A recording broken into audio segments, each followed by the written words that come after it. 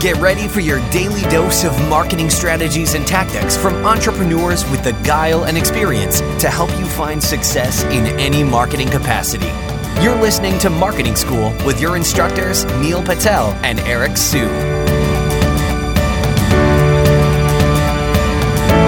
Welcome to another episode of Marketing School. I'm Eric Su. And I'm Neil Patel. And today we're going to talk about what Seinfeld emails are and what you can do with them. So when I was studying copywriting a couple of years ago, I think I was turned to, it might be Ben Settle or it might be Gary Halpert, might be Russell Brunson. It's one of them. I do know Russell Brunson uses the tactic of Seinfeld email. So I was just telling Neil, when it comes to Seinfeld emails, I actually have never seen the show before, but from my understanding, and Neil, correct me if I'm wrong, Seinfeld, they don't really talk about anything. It's a show about nothing, right?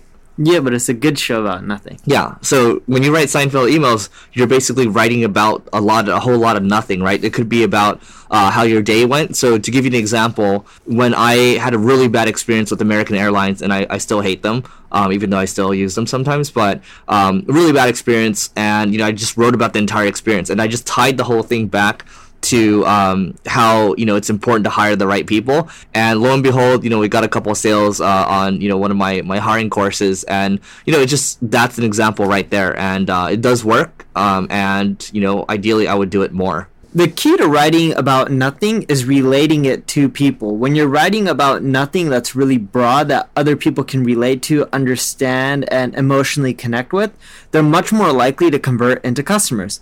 It's all about creating that emotional connection. So you don't want to just write about nothing when there's no point or there's no way to tie it into any product or service that you're going to sell or any way to emotionally connect with the reader. But as long as you can do those things, then the Seinfeld type of emails will work and convert. Yep. And going back to my point, I think it's really important to have someone manning this, or it could be you as well. When I think about the great copywriters out there, that's the one thing they don't really relinquish. I mean, you can think about, Neil's talked about Ryan Dice in the past. I think about Frank Kern. I think about, even Ramit Sethi as well.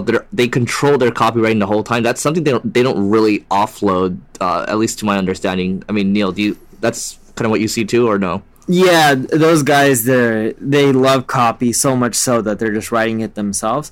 Funny enough, I take all my email copy and have someone write it for me, other than my blog promotion blast. But even my email copy, when I have someone write it for me, I tend to be going in there and redoing a lot of it because they don't get my voice right, or it's too pitchy or hypey. But I always look over the finished product, and you should as well, because you want to make sure it's matching the tone of voice, the image you want to portray, right, with your brand, your company, or even your own personal brand. Yeah, the final thing I'll add is actually go Google what Seinfeld emails are and then learn how to do them. And the only thing that you can do to actually get good at these is to actually start to write these. Maybe write them to yourself in the beginning, or start to put them to your list. But I do remember when I started sending these, like initially they weren't that good. And just like most things, you're going to suck in the beginning. But as I started getting better at them, I started getting replies from people saying, hey, like, I'm starting to see like your voice really come out with this. And these emails are really good. And to me, it's like, whatever, I'm just kind of sharing my story, but you learn kind of the nuances around,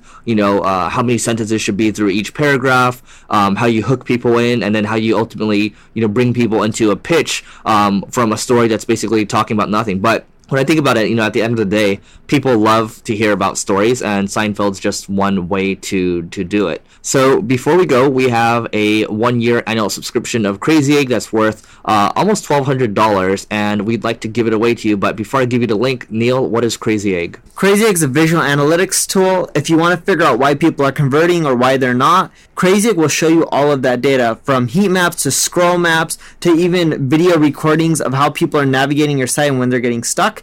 You can then go and make changes to your site, from marketing messages to design to images, whatever you want, through the Crazy Egg WYSIWYG editor.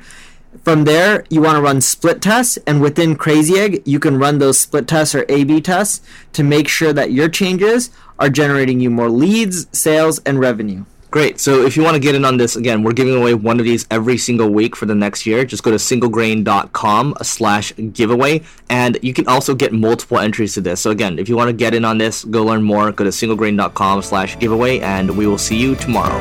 This session of Marketing School has come to a close. Be sure to subscribe for more daily marketing strategies and tactics to help you find the success you've always dreamed of. And don't forget to rate and review so we can continue to bring you the best daily content possible. We'll see you in class tomorrow, right here on Marketing School.